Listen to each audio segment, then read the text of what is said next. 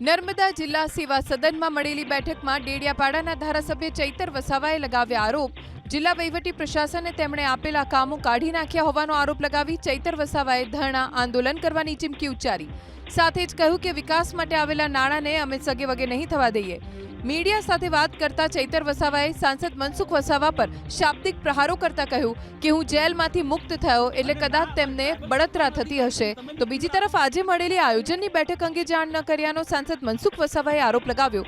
જિલ્લા કલેક્ટરને ફોન પર ખખડાવી ચૈતર વસાવા દબાણ લાવી કામો મંજૂર કરાવવાનો આરોપ લગાવ્યો। એટલું જ નહીં, કલેક્ટર અને ટ્રાઇબલ સબ પ્લાન અધિકારીની મુખ્યમંત્રીને મનસુખ વસાવા ફરિયાદ કરશે, સાથે ચૈતર વસાવા પર પણ શાબ્દિક પ્રહારો કર્યા। મારા જેલમાંથી છૂટી જવાથી મનસુખભાઈને બળતરા થયા હશે તો આવું બોલતા હશે એવું હું સ્પષ્ટ માનું છું। જે ઘટના ઘટી હતી તે મનસુખભાઈ લોકોએ ત્યાં બેસીને બનાવેલી ઘટના હતી। હું હજુ ત્યાંથી મિટિંગમાંથી ઉતરું છું ને મનસુખભાઈ ત્યાં હાજર થઈ જાય છે।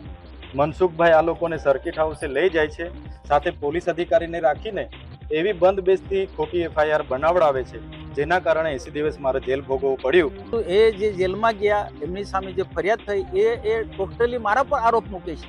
હું ફરી પણ વારંવાર કહું છું કે આ ચૈતરભાઈ ખોટી રીતના આ વિવાદને આગળ વધારવા માંગે છે।